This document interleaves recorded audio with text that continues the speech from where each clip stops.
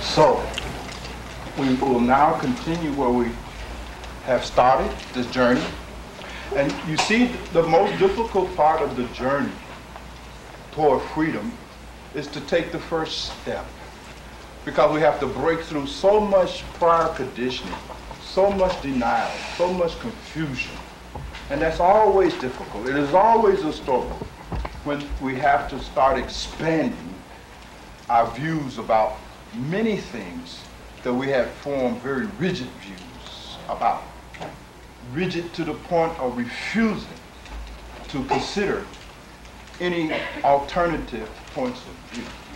So I'm very happy that we have crossed the most difficult part of the journey, and now we are ready to enter into what the Buddhists have called the Sotapanna stream that allows us to cross over to the other shore where freedom and the ending of dukkha can be found.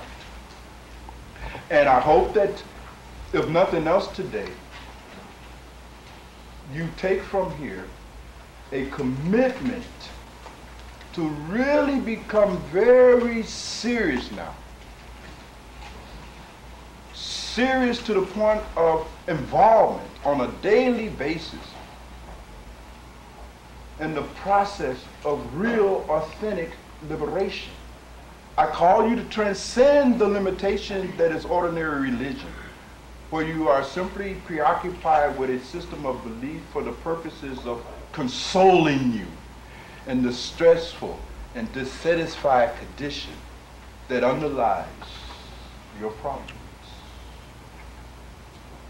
I call you to transcend that limitation and truly stand free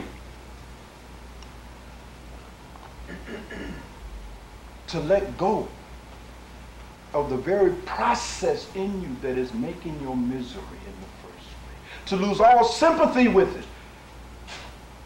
This is difficult because you have been clinging to and attached to, connected to these strategies for purposes of consoling your great and profound dissatisfaction all of your life.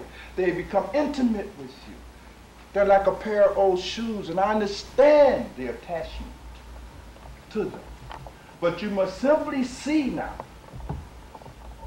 that these things, these strategies that you have been resorting to historically, do not deliver the Sotapanna fruit that is the ending of the suffering. Seeing that, stand back and stand free. That becomes our test. The standing back and thus standing free automatically and naturally occurs in the process of perfectly observing and perfectly understanding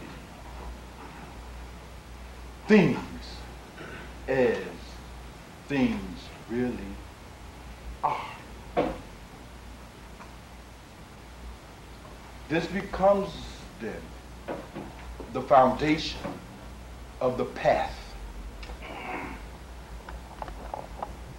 This dynamic for the liberation that we are all seeking from our suffering is universal and informs and lies at the core of all of the great traditions. If you move deep into Christianity, beyond the level of its organization, its rituals, its ceremonies, its mythologies, if you can move past all of the consoling material that is offered initially in the great tradition of Jesus, moving deep into it, you will find the same call being made for the same action, which is letting go. Moving deep into the Dharma of Muhammad And again, bypassing the Shariat and the rules and regulations governing ceremonies, rituals. Going beyond that, you will find the same, very same process becoming required. And it is the case in Judaism, Hinduism, Buddhism, Taoism, Baha'ism. It is always the same, because there's only one way out of this suffering for all human beings. It's not that there's a different way for you, Charles, than for me. It is the same way. Ultimately. Let us continue. Why suffering in the first place, beloved?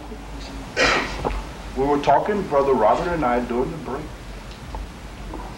He was sharing with me an insight that he's had. Perhaps an insight that he's had all along, but certainly surfaced, leaped to the forefront of his awareness today. A great aha arose in hearing this argument that I have been offering you today. Why is dukkha in the first place? Why does it exist? Why suffering? Interesting.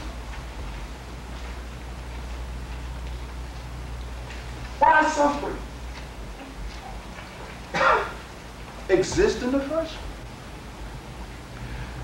I mentioned to brother that this dukkha itself, the feeling of dukkha, the feeling of dissatisfaction with your life at all of its levels, this inability to find and achieve permanent and complete satisfaction from anything, person, circumstance, or condition that you encounter. This very profound and existential condition that is your life, this dukkha, is the very mechanism of spiritual evolution.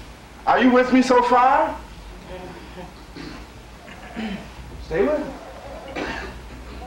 It is if that which has brought everything into existence has set it up in such a way that you are denied satisfaction until you cross the Sutapana stream and come home.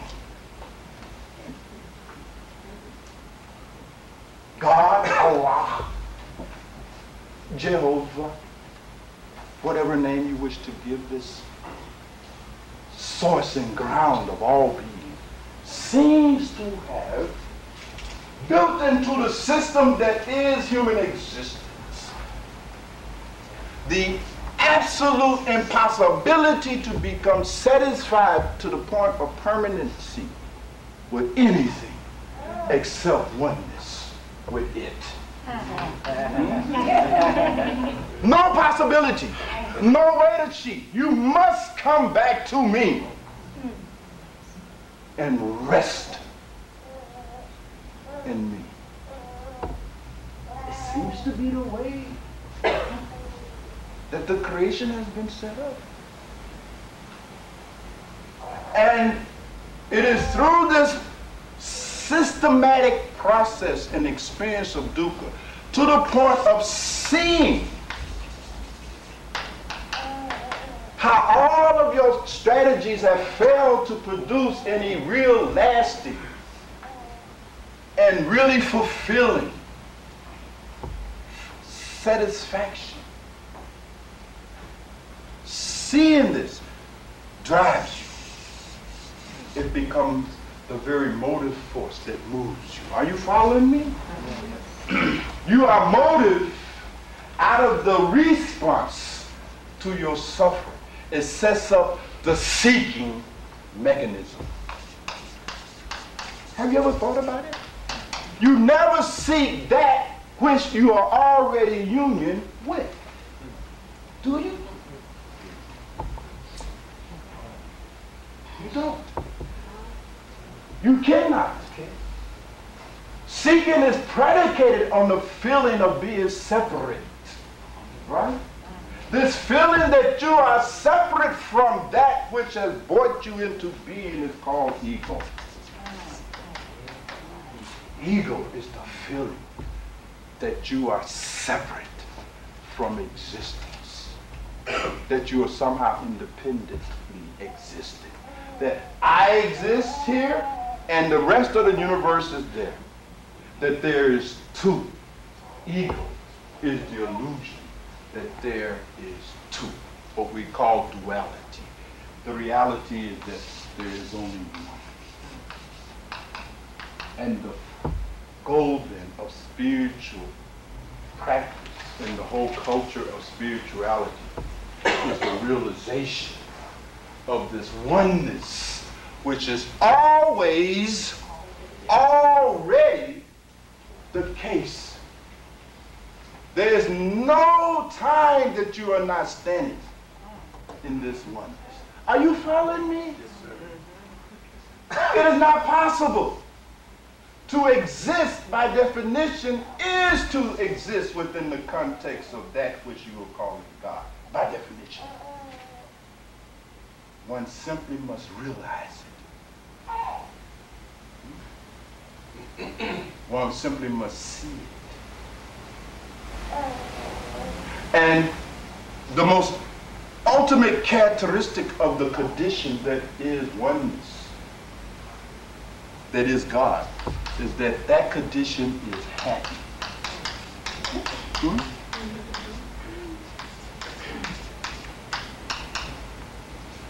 One knows when one has crossed the Sutta stream, because one comes into a condition of infinite, unending bliss that is no longer conditioned upon anything.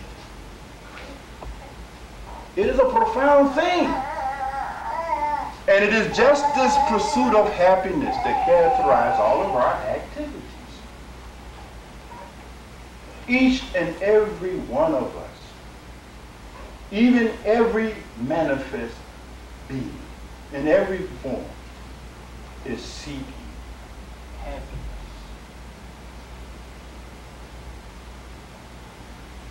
Moved out of a response to this thing called dukkha. So you see, suffering then serves as a very profound mechanism in existence to bring us back into this condition, to bring us into realization of this condition. It is wrong to say bring us back into it as if something spatial is going on. You're not moving anywhere. You're simply realizing that which is already.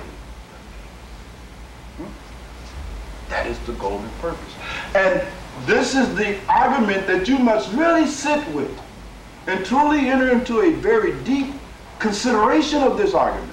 Because if one is not convicted of the futility and the impossibility of achieving a permanent state of happiness, of finding any fulfillment in life that is more than temporary and minimal through any other means than union, then one simply will never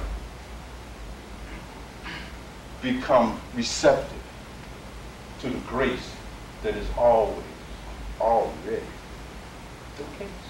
You will still be under the illusions of your ego. Now, of course, we cannot exhaust this argument. I invite those who are serious about it to explore it in its full presentation in the Who Am I book, because it's so important that you understand this, to appreciate the whole notion and what is required in spiritual practice. let us continue. We were looking at the qualities, characteristics of each and every event that is rising in the domain of reality. And we begin to see that they are characterized by great impermanence. And I have already just offered to you that because things are impermanent, because everything that you are trying to make happiness out of is impermanent, any happiness you are able to experience out of that process, by definition, will also be impermanent. Are you following me? Yes. What are we trying to make happiness out of? People, right? Things, situations, so forth and so on. And we could go on expanding this list, and what you will find that none of the things on your list of ingredients that you are trying to concoct happiness out of is permanent. Therefore, any of the relief that it can give you from this dukkha is also impermanent. Are you following me? And you must see this. You must see this. You must not be in relationship to this revelation at the level of propaganda and belief. Don't believe me. If you simply depend on believing what I say without first making it your own revelation, then you have not been served well at all. You have simply wasted your time. It is not something to simply be believed. It is to be seen. You must see this thing. Hence, the need for the practice of radical self-observation.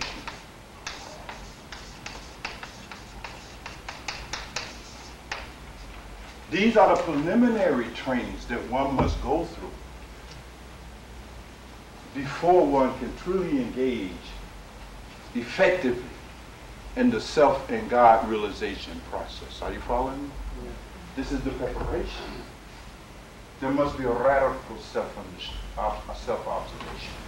You must observe yourself and all of the states and objects of self. Are you following me?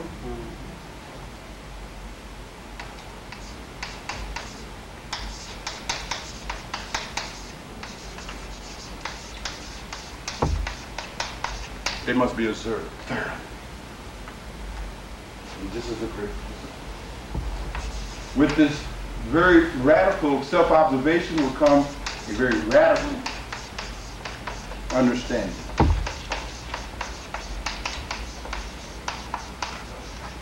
Can you get to radical understanding without first engaging in the process of radical self-observation, folks? No. No.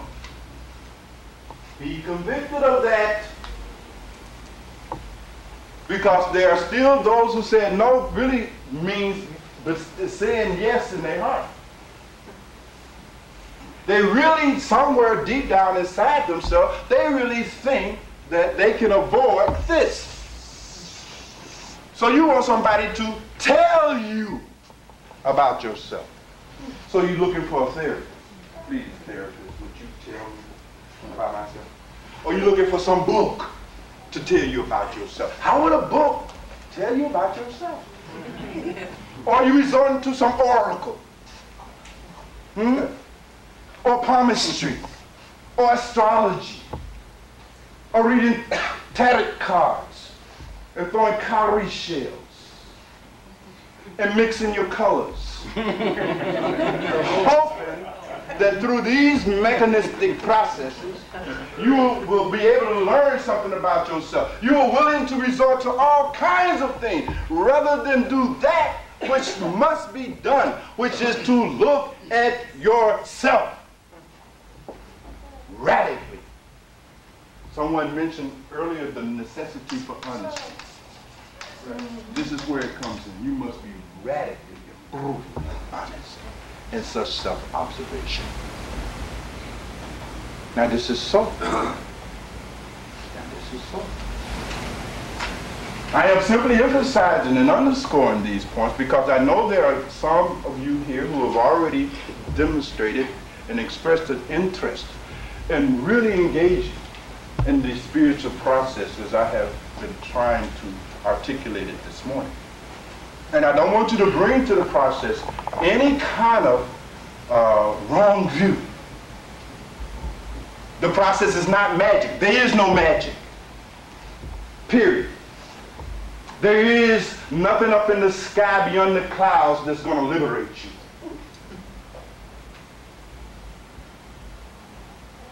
You can't do it through diet. Some are trying to arrange their eating styles in such a way that by eating vegetarian or vegan, I'm going to become enlightened. No, you will not. You might feel a little better in the body. It has its value. It helps if you're feeling all right at the level of the body, because that ceases to distract you from this ordeal of self-observation. This requires great attention. But it's not going to enlighten you. But there are literally millions of people worshiping diets. Very finicky about it. Thinking that that is in some way, shape, form, or fashion going to transform their consciousness and awareness of self. And it simply doesn't. So I want to be very clear about this. No superstitions. Take off all of your unks and all of your jewelry and birthstones and uncross your finger and toes, empty your rabbit foot all out of your pocket, and take your crucifix off. You understand? None of that stuff can replace or substitute for the process. Stevie Wonder told us that. Stevie Wonder told us. So only by engaging in this very radical process of self-observation to the point of accessing radical understanding. And it is out of that radical understanding that you will simply transcend your prior condition. Are you following me? Because remember, I've been said from the top of the argument that there is simply no way to solve your problem of dukkha while remaining in the condition of consciousness instead of ignorance that you are in. It simply cannot be done. You can be helped to become consoled. Yes, that's possible. So your clients can come to you, right? And you can write a prescription. Or engage them in one of the methodologies of psychology, and they can feel a little consoled. Give you some Prozac, all right? Now you can cope with your misery. The misery remains. You just become functionally miserable. That's all. While there are others without access to the culture of psychology and psychiatry who are simply dysfunctionally miserable. That is the only distinction. The misery remains. We're talking about transcending. And that's a very different process. So far, so good. You with me? So, these three things constitute the foundation of the preliminary stages of the process of transformation of consciousness. And they must be engaged. There's simply no way to avoid it. There's a kind of science going on here. Hence, very often, the path is referred to as a spiritual science. There's a science happening. And in science, we talk about the necessity for three things. One, you must have some kind of injunctive. You must have some kind of exemplar, some kind of experimental framework, right?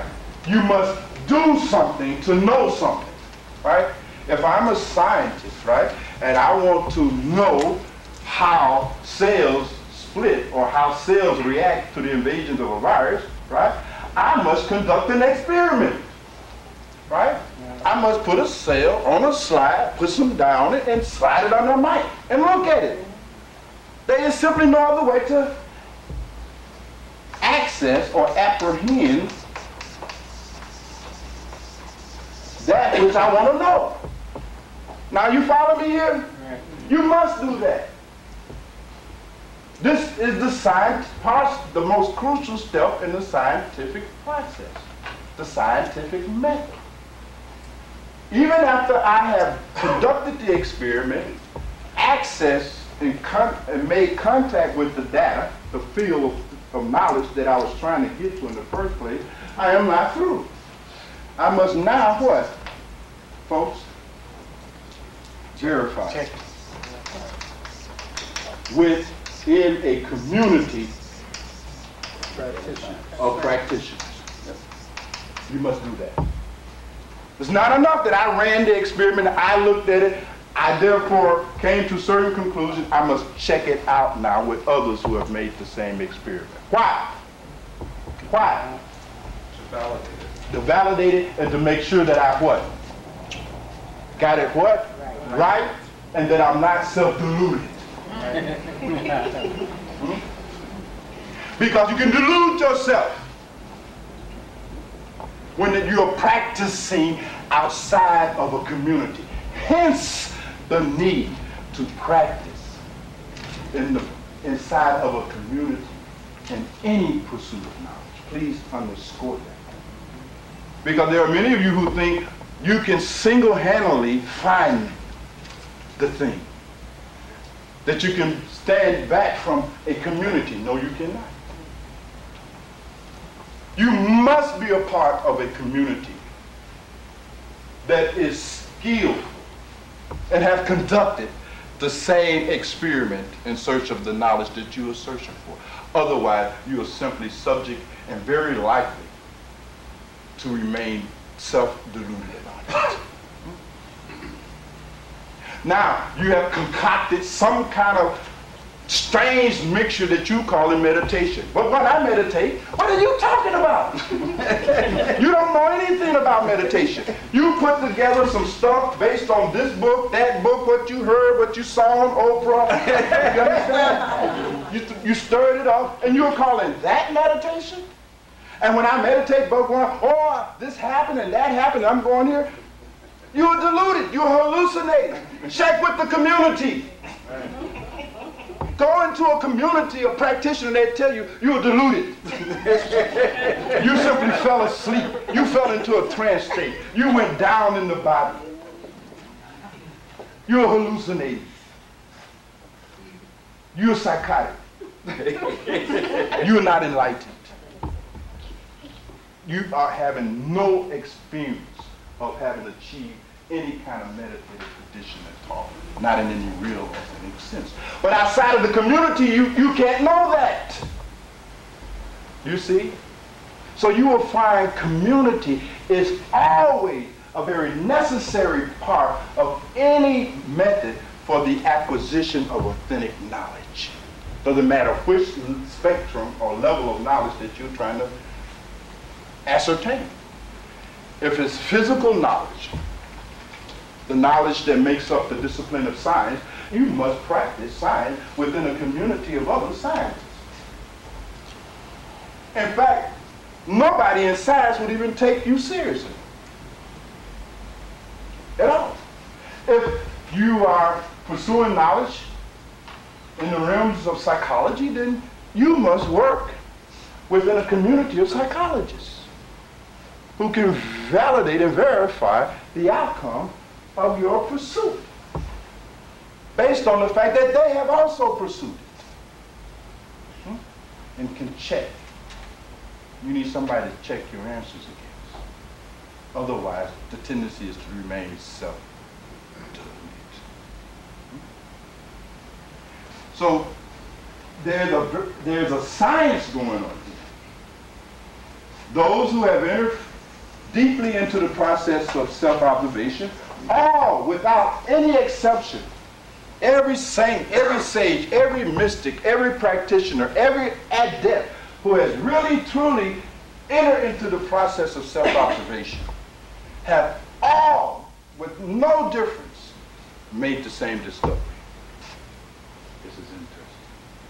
And this is across all time, space, cultures, sexes, races. It is simply transcendental truth. There is a transcendental truth. And this is the way towards it. So this is what must be done.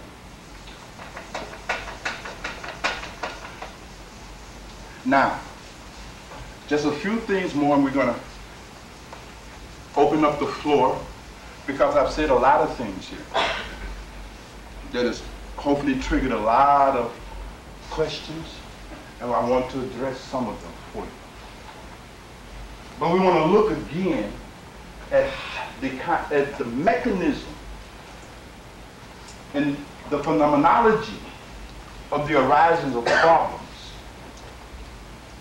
as an inappropriate response to some present aspect of reality. And we'll begin with the aspect of people, of others. What is the basis of your problems with others? Now let's go into this very fast. We're gonna come down now to where we are and start this walk from where we're standing. As human beings, we're in relationship, right? The usual person, your single greatest source of misery in your life has some relationship to the other. Either having another or not having another. Either way it goes, it is still a reference to the other. Some people are miserable because they're not with someone. Some people are miserable because they are with someone. So, you know, it is misery in my book. Either way you cut it, right? But what is going on here?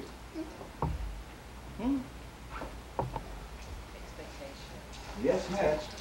It's expectations, right? You have certain expectations, right? Which are really desires, right? You have certain expectations and desires of the other that are what? Inconsistent with the reality of that person. That is totally inconsistent with how that person really is. All right, are you with me? Yeah. Now you're married to your husband. He's a notorious liar. Okay? Man lies continuously. Big problem because you don't know, you can't trust him. Lie too much. Problem. Right? Love him, but he's a liar. And you expecting him to be honest. You his wife, can't you be honest with me? I'm your wife. Because that's what you heard on Oprah. You read it in all the romance novels. So forth and so on. So that's your expectation of others. Particularly others that you are in an intimate relationship. And that they be honest with you. The reality is that Billy Bob is not honest. Now respond appropriately to that fact and stand free. Rather than slapping him. You see? Rather than killing him. Don't kill him. Because again, what is our ordinary response when reality does not mirror our expectation? Our tendency is to change or try to change reality. Are you with me? Are you with me? Whenever you are having the experience of being dissatisfied with some present aspect of reality in the form of a person, in the relationship to that person, and so forth and so on, your natural ignorant response is to try to change the nature of reality. Are you going to be able to do that? No. In fact, you will only succeed in increasing your suffering. Right? Your suffering will intensify. And somehow you must adjust your view of reality. Is that about right? You must give up the wrong view. Is that about right? Almost all of the conflict in human relationship is rooted in this wrong view of the other that you are in relationship with. Out of the wrong view of the other that you are in relationship with, you generate all kinds of expectations of that other. The other's reality is totally a million miles away from where your expectation is, right? When your expectations have been violated, when the other fails to fulfill those expectations, the result is anger. Right? Now you want to get revenge. Divorce. Right? So forth and so on. What you can't change, then you want to destroy. Are you with me, folks? What you can't change, you seek to destroy, or if you don't respond in that level of psychosis, your response will be to withdraw. Now you try to flee. Is that about right? Now you try to flee. Even if by some strange accident, the person, the other that you are in relationship with, does mimic and mirror your expectation, you still have a problem. Now, this is interesting. This is interesting. Even a brother is the right man. You still got a problem. And what is the problem? Huh? It will change and it's impermanent. Right? He might die. Some other woman may get him. And now you got all kinds of anxiety about that. You can't even enjoy having him because you got too much anxiety about losing him. It's a strange dilemma that even when you get what you want, you're not happy. What is going on here? Look at it, look at it, look at it. See this and stand back and stand free. You see? You are clean. And this clinging sets you up to pain. So these then become some of the classical responses that we are having, aren't they? It's, in terms of everything, we're either grasping. We're grasping at trying to get that man, that woman, that job, that house, that car, that money, my health back. The list is grasping, trying to get. And suffering during the interim of having it. Are you with me? Yes. When you are grasping where? In a condition of pain, suffering, dissatisfaction. And it doesn't appear to be any relief until you get it, right? But you may not ever get the man you want. You may never get the woman, or the job, or the money. Then that means now you are trapped where? In this hellish river of suffering. And it feels just like hell. Now your life simply becomes full of hell. Hellish. That's how you describe it. I'm catching hell. You're right. But you are creating the hell. You see? You are generating that. You are doing that to yourself. That's your own activity. And you must see it to become free of it. So this grasping at, even if you get it, and you will start clinging to that which cannot be held. You start suffering from attachment pathology and disorder. I believe in our last series someone must have talked to you about attachment and the pathology of it. Failing to do that, You try to avoid things. You are in avoidance. Now you're trying to keep bad stuff from happening to you. How will you do that? You're trying to avoid. And guess what? You can't avoid. So when the thing happened, now it's a double dose of misery. All your life you've been trying to avoid getting sick, and now you got cancer. And you have simply made no preparation for ever having cancer. Now you are sick, and you've been trying to avoid it. Now you are broke, and you've been trying to avoid it. Now you are alone with nobody, and you've been trying to avoid it. And therefore you have developed no coping skills whatsoever. Now you're in some serious, serious trouble. What I have called now you have entered into a tremendum.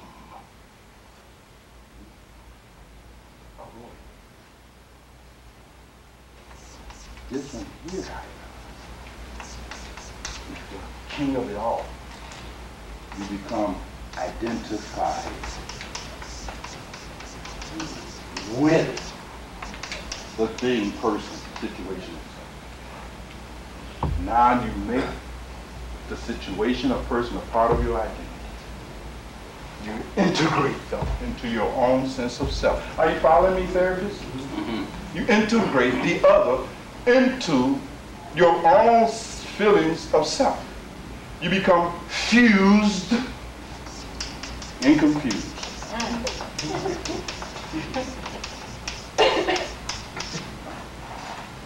And what will happen sooner or later, the object, person, thing, situation, or circumstance, or condition you are fused to will come to an end. It will be no more. Now you become identified with your husband. He's going to die. And when he dies, it will feel like a part of you have died. That is the pain of loss. You will lose a job eventually. And when you lose that job, you'll lose your mind with it. Because you have become identified with your role. Interesting. And when you can no longer play that role, it diminishes you to the point of depression, suffering. Hence, retirement becomes a very difficult stage in life to negotiate because your roles are suddenly pulled out from under your feet. You ain't nobody boss no more. Nobody listens to you anymore. A part of you comes to an end, and you can't help it. You just suffer. So again, these are the three primary ways in which we respond to our wrong views of reality. These are the responses of wrong view. When you have wrong view, you will respond to reality following that model. Not seeing the transient and impermanent nature of things, you will go on grabbing it, trying to get them forward. Thinking they can be possessed. And you simply can't possess anything. Not seeing the nature of reality, what you already have, you try to keep and enter into a condition of clinging, not realizing, not seeing that you simply cannot hold anything. Everything is a part of this dynamic of change. Not seeing reality the way it is. You're trying to avoid. Now you're trying to avoid pain, not seeing that where there's pleasure, there must be pain. It is always pain. See it. See that. Now you enter into a relationship with a person and you don't want to have no suffering, no conflict. This is madness. Conflict is inherent in human relationship. In the moment the conflict arises, oh, I gotta leave this woman, leave this man, because there's too much fighting going on. What are you talking about? There's gonna be some fighting. Fighting is a part of the process. You make love, you fight. That's how it is. Estamos sanentano. Now stand back and stand free from these overreactions. But if you don't see that, you're going to respond inappropriately every single time. And of course, we become identified with these states and objects that arise. Because, as I said earlier, we really don't know who we are. Not knowing who we are, we start becoming misidentified with everything and anything.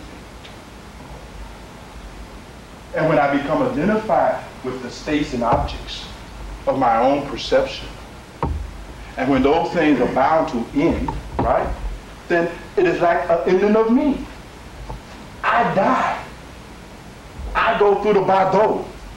I experience death.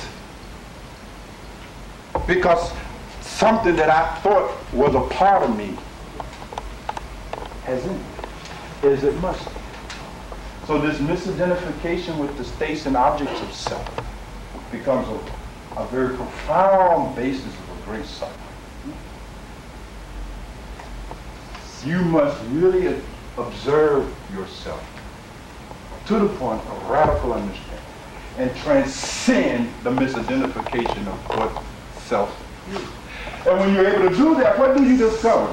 You find, beloved, that you are simply this witnessing.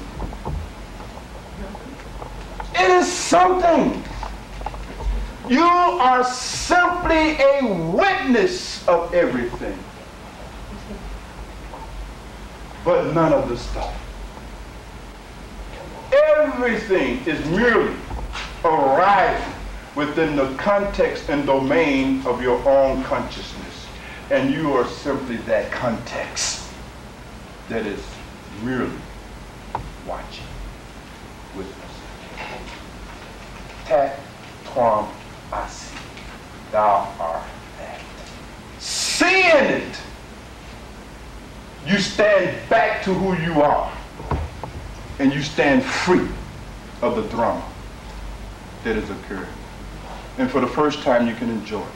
Now, what has happened to you is the same thing that happened to the man on the tightrope in the dream. Life becomes fun because you know, ain't none of this stuff got anything to do with me. I am simply this witness. So I call you to perfectly observe and perfectly understand, and thus perfectly transcend the illusion of misidentification with the objects, conditions, circumstances, and situations arising within the context of your own consciousness. Seeing this, stand back, stand free, and rest in this wisdom of knowing who you are. No seeking, no grasping, no clinging, no avoiding, no longing. Simply inhere in the absolute bliss that is already the case.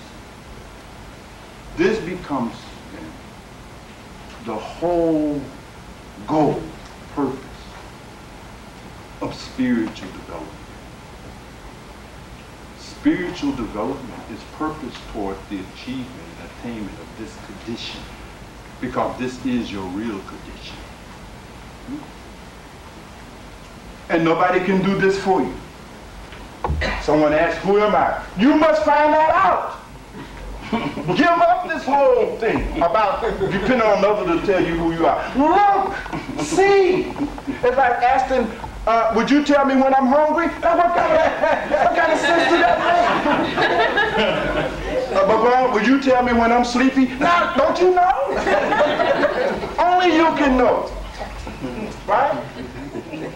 Self-knowledge is like that. Can't nobody tell you. Yes, I can point it out. I can be a finger pointing to it, but it's like a finger pointing to the moon. Don't confuse my finger with the moon. You see, look in the direction I am pointing out to you. I can point it out. I can give you the pointing out instructions, as we call it in the Zen tradition. But you must truly engage in the process, in the ordeal, in the discipline of self and God realization. Now, with that said, let us open up the floor for any clarification of anything that I've said thus far. You are most welcome to bring that to my attention.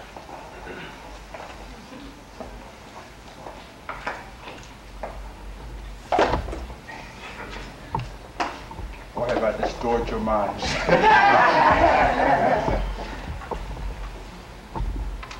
Anything you like. Yes, sister?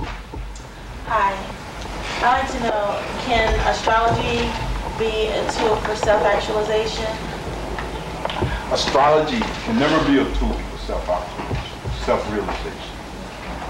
In fact, astrology is only useful for people who can't access and feel themselves and need a secondary means of doing so.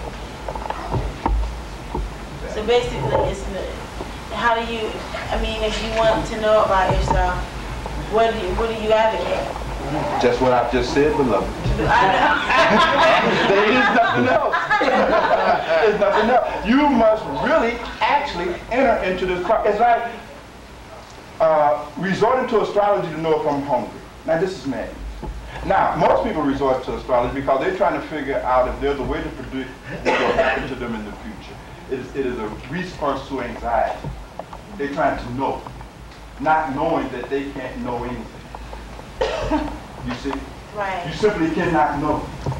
What about when you have leanings?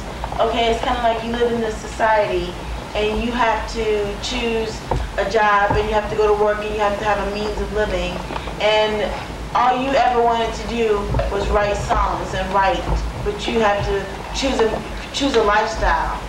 Then you got to get real. You got to start responding to life as life really is. Life calls for you to become capable of doing all these things. The task of love, the task of work, the task of friendship, cooperation, all of these things. You must get straight.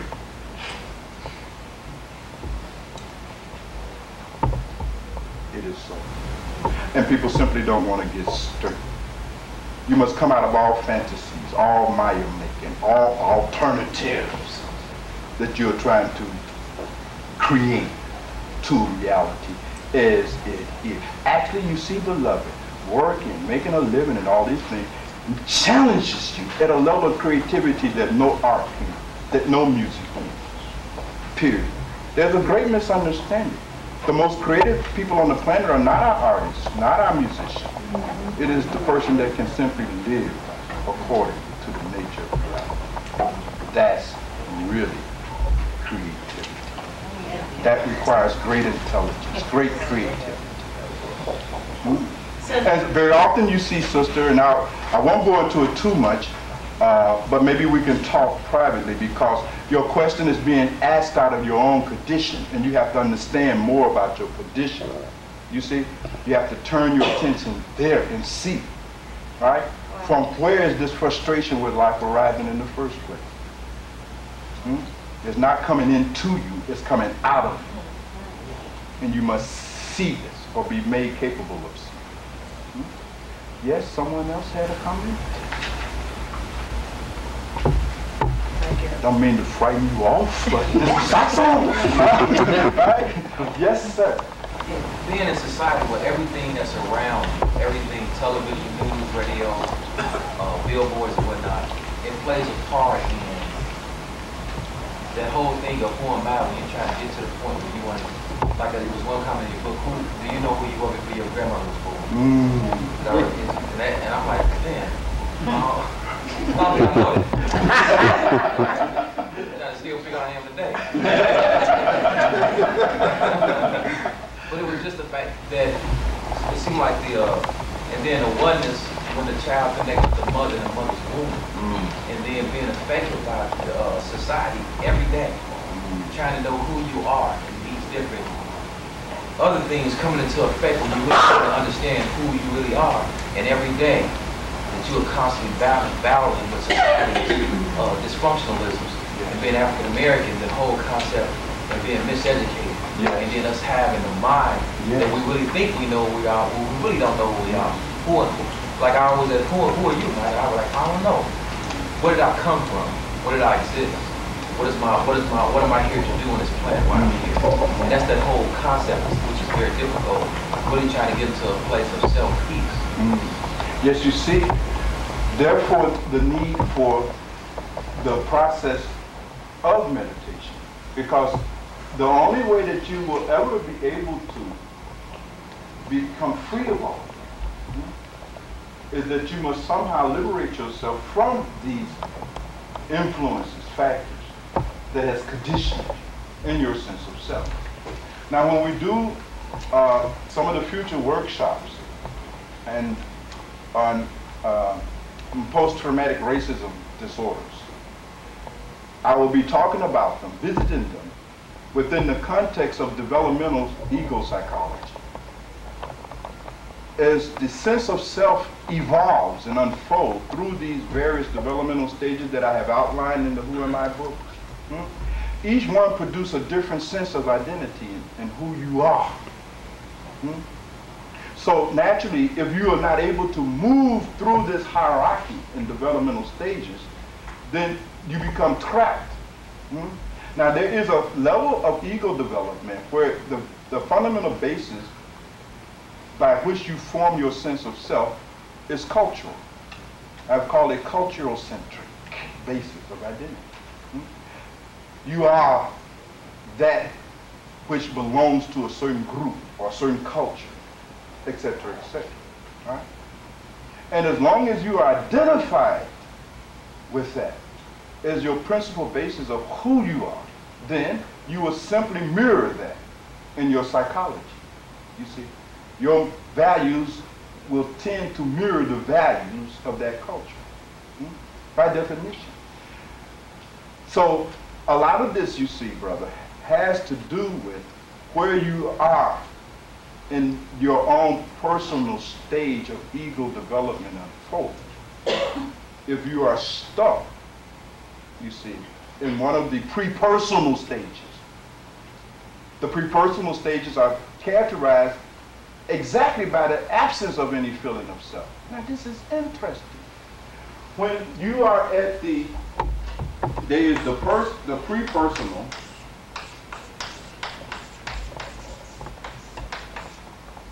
there's the personal,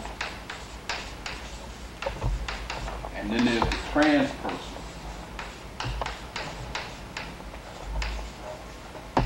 Stage of ego development. Ego is unfolded. By that I mean the sense of self unfolds. It's developmental. And up to this point here, this stage of ego development, right, is characterized by the absence of a strong sense of who I am. Even in a cultural sense, even sometimes in a physical sense.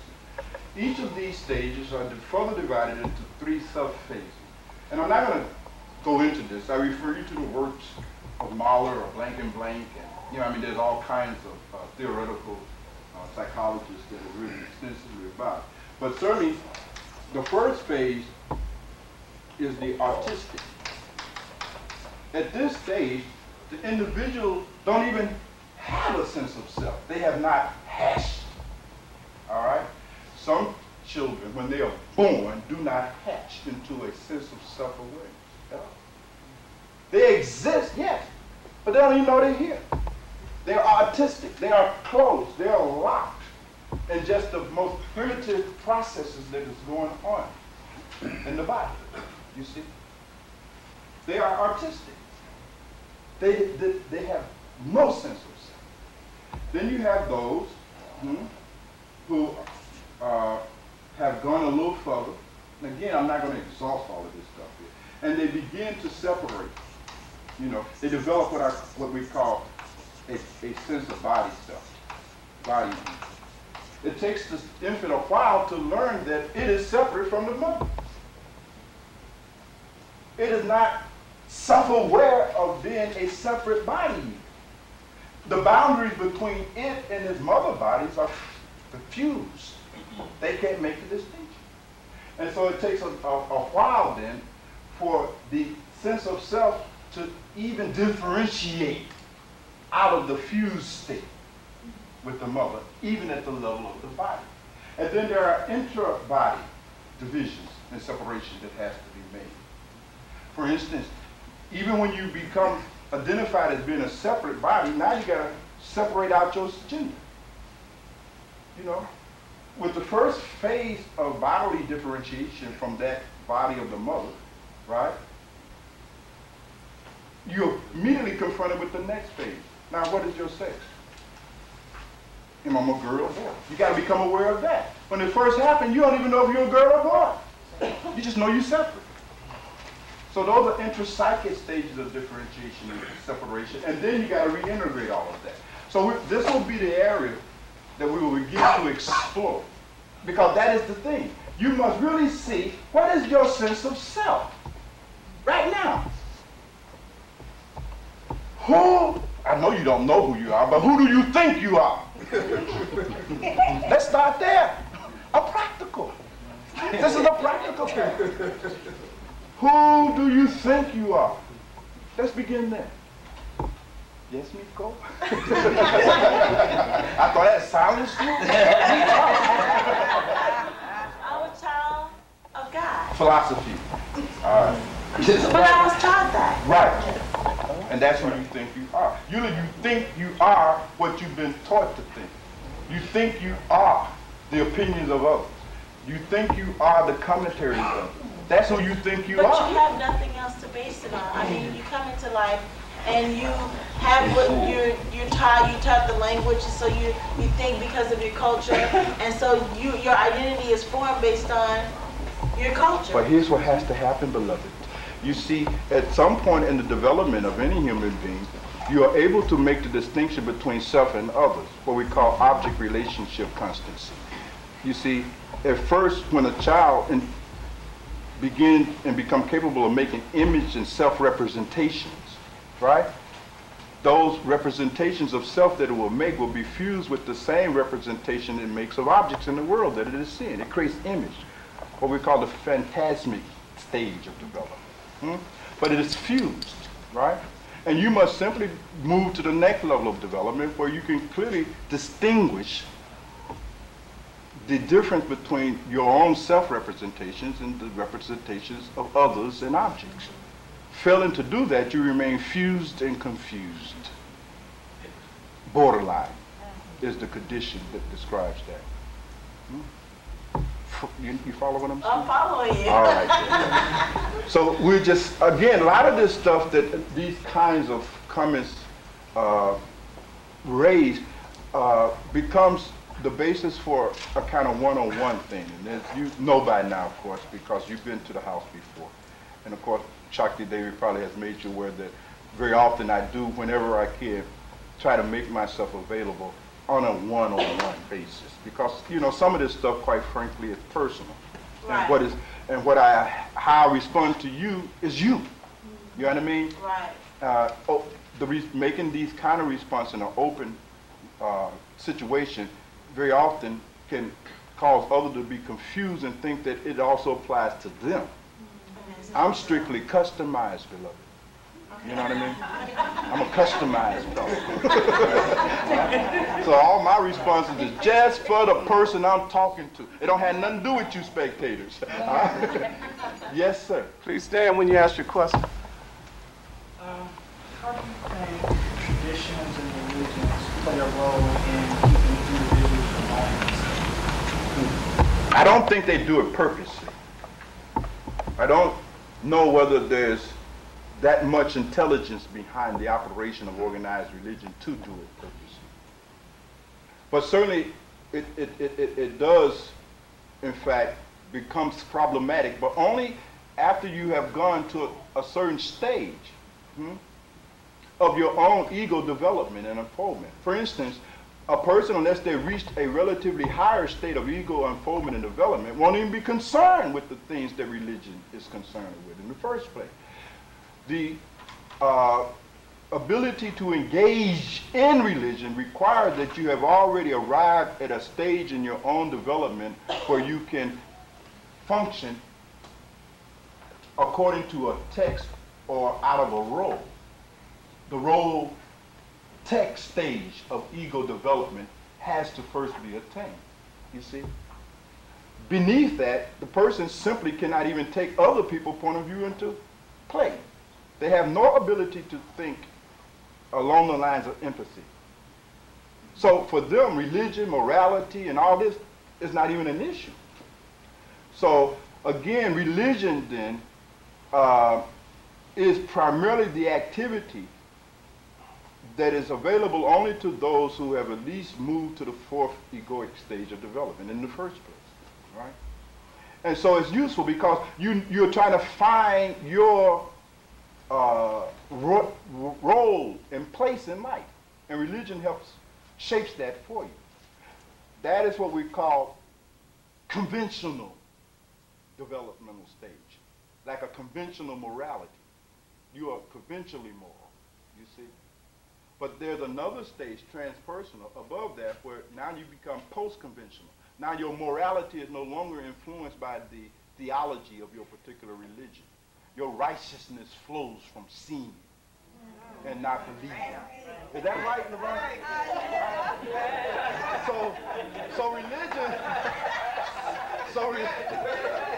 So religion serves us until we can see. So it is useful, essential, necessary, right? It organizes behavior in those who cannot self-organize their behavior. And without religion, then we have chaos. Civilization breaks down. Sometimes even with faulty religion, civilization still breaks down. But the point is that it serves a legitimate function. So I've never been against religion per se. Religion is a part of the developmental stages that we all must go through on our journey toward attaining our real condition, or at least the realization of our real condition. So that's the very short answer, beloved. You know, hopefully as you are able to come to these kinds of meetings, incidentally we have something like this every 2 weeks anyway, on Sundays. And I'm sure most of you are aware of where we meet. And as you are able to hear these arguments more frequently and ponder them, then you begin to appreciate my responses to them. But it does require a kind of pre-thinking about it. Anything else? Yes, but Isn't that there's something else that emerges within the process of seeing your condition and your problems, of how you don't know what anything is and you can't change or alter reality, that it also brings you into an understanding that you need someone to serve as a catalyst in the acceleration of you transcending those problems, someone who themselves are standing free. Sure. Actually, a person can only become an authentic student once they discover they don't know anything. It is really interesting, Guru Murti. There was, of course, the story that I've told on many occasions of the seeker. They came to the great Asar, the great Buddha, the great Guru, whatever you want to call these people, but came and approached the great sage in search of knowledge. They wanted knowledge. The master, seeing the condition that this person was in, because it was always perfectly obvious to those who can see. The condition of the seeker. Knew that his mere engaging that seeker in philosophy and discourse and metaphysics would not be useful. He saw the problem. Question was how to communicate it to him. Because he's so full of stuff that if you're telling him something, he can't even hear you. Because while you're telling him stuff, he's thinking about something else. Because the presumption is that I already know. So you just letting what the master say come in one ear and go out the other, because I already know the answers. You see? It is the presumption of knowledge. So the way the master handled that situation, and which is a classical way in which Sufi masters handle things. Sufi masters answer questions by doing things, never by discoursing. So the master first said, well, brother, first have a cup of tea. You climb way up to the top of the mountain. You must be tired. Relax. Let us have a cup of tea, and then we'll get engaged into this thing. So the master handed him his cup, began to pour the tea. As he poured and poured, the tea rose in the cup to the point of overflowing. And he kept pouring. He kept pouring the whole pot. And the tea ran all over. The seeker was shocked. And he began to think to himself, this man, what kind? And he's supposed to be enlightened? I done climbed up this whole hill. This fool can't even see. That's a cup. It's full. And you can't put no more in it. You know? And he gathered the courage to bring this to the sage attention. He said, Master, didn't you see what you were doing? Could you not see, obviously see, that this cup was full? And you simply kept pouring. And the master said, yes. He said, that is the same way with you. Now your head is full of knowledge. I can't put nothing else in it. Go empty your head. So you have to become empty-headed. Drop all your knowledge. Drop all your belief system. Expand. Expand. If you're a 1%er, you cannot benefit much from the company of the master. Please make a note of that. It ain't enough room in your head to take in the wisdom. You have no room for wisdom. Your head is full of nonsense, full of bullshit. And that is all. Yes, Dave? I'm back to this 83 fixed price. 83, 84. That's right. Do I have to work through all 84 of them first? Unfortunately, Is it a shortcut? unfortunately, Dave, the usual person is so asleep that that is the only route available. You see, every one of us, every sentient being, over a vast period of time will attain enlightenment. Now this is so. Now this is so. But it will be enlightenment attained through the very long process in school of hard knocks. Now this enlightenment and the attainment of it can be accelerated. One need not go through that whole ordeal if one first is lucky enough to come across a sage. That's the first thing that must happen. Because an object at rest will remain at rest unless acted upon by an outside force. The ignorant person will remain ignorant unless acted upon by a wise person. So that's the first thing. Even when you come across the sage, then you simply must make room to hear the Dhamma. After hearing the Dhamma, you must now, out of that understanding, practice the Dhamma. And you will always know those who have truly heard the Dhamma because instantly they will become practitioners. Those who hear the Dhamma who are intelligent, instantly practice Dhamma. So you must be intelligent enough to respond to the Dhamma that is being heard. and so forth and so on. And through that and many other more subtle things that I cannot go into in any real thorough way because of the limitation of time. One whole spiritual evolution gets accelerated. This acceleration of our spiritual evolution as a result of coming in contact with the sage is what is referred to as the grace of the master. So most ultimately, you see, you must have the grace of the master. Otherwise, you're simply doomed. Without the grace of the master, then you got to wait on God. And that may take, who knows? God is in no hurry. He's not motivated. He ain't motivated. No, it's no big thing. Your little suffering is no big thing. But otherwise, you see, Dave, you normally will have to go through. It depends on how receptive you are to the grace. It's like with our children. You can give them some advice. If they take it, all right. You see. They can make it their knowledge if they listen to it rightly. Or if they cannot make it their knowledge by listening to it rightly and coming into right relationship with the advice that is being given, then they have to learn through the school of hard knocks. And that is a time-consuming process. So if you are hard-headed, Dave, you're doomed. What can I tell you?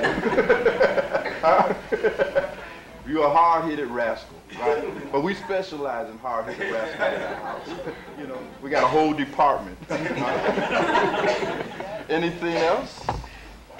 Yes, beloved. How do you, if you're the type of person who always does things for other people and you feel guilty by not pleasing them, or you feel guilty of saying no to whatever it is that you're doing for them, how do you deal with that?